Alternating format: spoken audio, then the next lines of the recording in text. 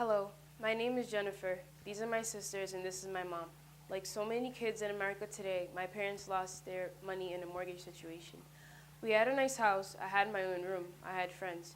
My parents, like most parents, wanted the best for their kids, so when the opportunity came along to move on up, my parents took the chance. They sold their home in the hopes of buying a better home in a better neighborhood.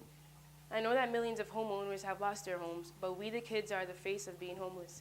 In some cases, the fault is with the parents. Shame on them for not being more careful. But in many cases, the fault is with the unscrupulous real estate agents, attorneys, and last but not least, the banks. In our case, the closing attorney representing a bank gave my parents' check to the real estate agent who took my parents' check to this bank, and despite the fact that the check was not made out to him and that my parents had not endorsed the check, a check in the amount of $68,385.47, the bank broke all protocols and allowed their business client to deposit the check in his account. Several days later, he went back to the bank, withdrew $42,000, went to another bank, forged my parents' signature, and from there the money and the agent disappears. As a result, we were forced to move out of our own house.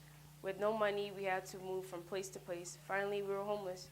The stress broke my parents apart. With no home, with no money, we have come to know what it is to be hungry. Not to have new clothes for school and to sleep on the floor, and I mean the bare floor. We had to live out of my mom's car, and then even that was taken away. When I hear that the banks are starting to foreclose on homes again because they have looked the situation over and everything is right and proper, well, let me put it like this. Banks do not always tell the truth. Banks use their powers to hide things. Like any transaction over $10,000 is supposed to be reported to the FBI. Well, how come the FBI has never contacted us? At one point, the bank said the federal authorities lack jurisdiction because the amount is $75,000. Even our congressmen and the senators are afraid to take on these banks. We know because we have been there, done that. Where is all the talk of family values? Is this what the WikiLeaks are all about?